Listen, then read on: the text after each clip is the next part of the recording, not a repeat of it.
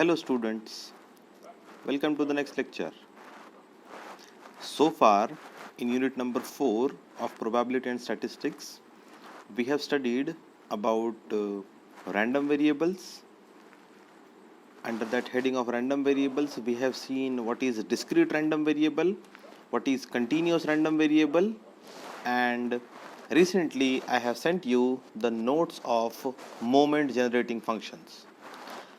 I expect that from your side you are ready with all these things.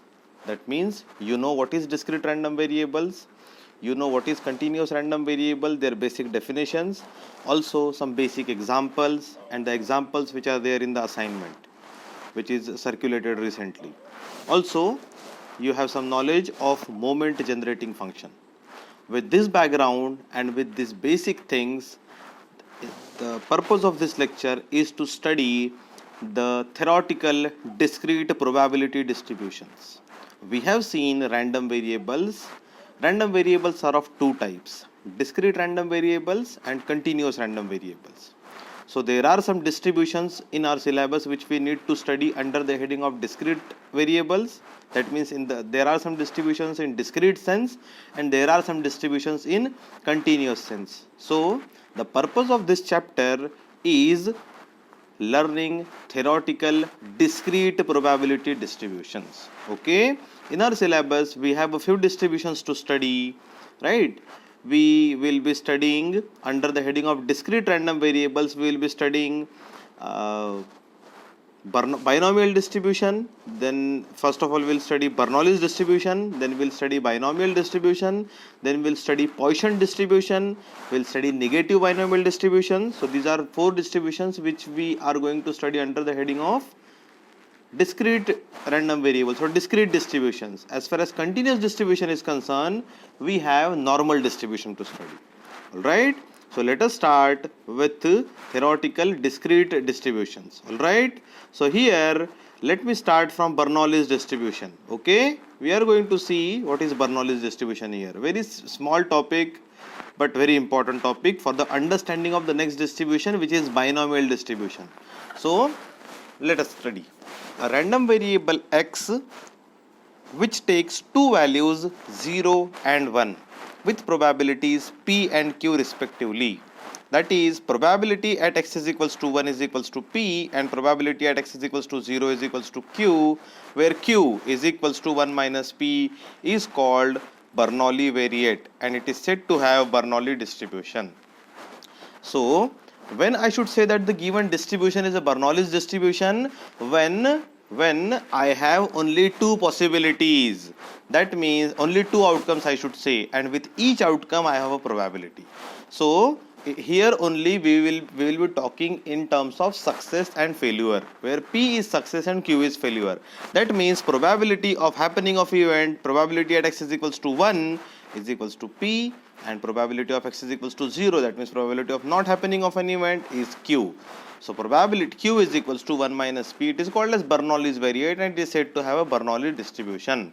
Remark is sometimes the two values are plus 1 minus 1 instead of 0, which is fine. But what is the condition here in Bernoulli distribution? You should have only two values of probabilities. One is probability at x is equals to 1 and another one is probability at x is equals to 0. 1 means happening, 0 means not happening. Okay. In the recent notes which I have sent to you of moment generating function, that notes are going to be useful now here in moments of Bernoulli distribution. The rth moment about origin is also this term. The rth moment about origin can be seen or can be referred from my previous video lecture on CRV. Okay, so listen to that lecture again carefully. The rth moment about origin is mu r dash is equals to expectation at x to the power r, which is equals to 0 to the power r because it is one possibility, into q because 0 is associated with q, which is not happening of an event, as you can refer from the above paragraph. P at x is equals to 0 is q and p at x is equals to 1 is p. So it is coming out to be p, where r is equals to 0, 1, 2 and so on. So when I put r is equals to 1 here, I will get mu 1 dash is equals to expectation of x. So expectation of x is coming out to be p as just now evaluated. Okay, here. Alright. Fine. So next is mu2. How to find mu2? Mu2 is nothing but variance of x. I have told you in my continuous random variable lecture, mu2 is variance of x, and it is, what is variance? Variance is expectation of x minus expectation of x ka, expectation of x ka square minus expectation of x ka whole square. So it is coming out to be p minus p square.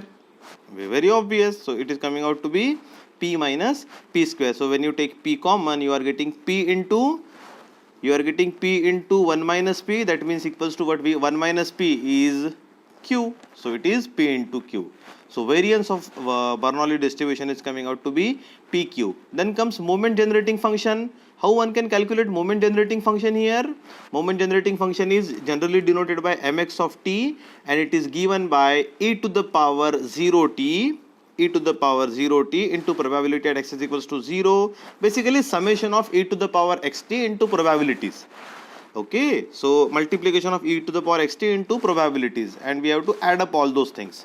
So e to the power 0t into probability at x is equal to 0 plus e to the power 1t into probability at x is equals to 1, as we have only two outcomes here, 0 and 1. So summation is going from just from x is equals to 0 to 1, and finally we are getting the moment generating function for Bernoulli's distribution is coming out to be q plus p into e to the power t, where q is failure, I should say, because it is probability at x is equals to 0, and p is success because it is probability at x is equals to 1. Right?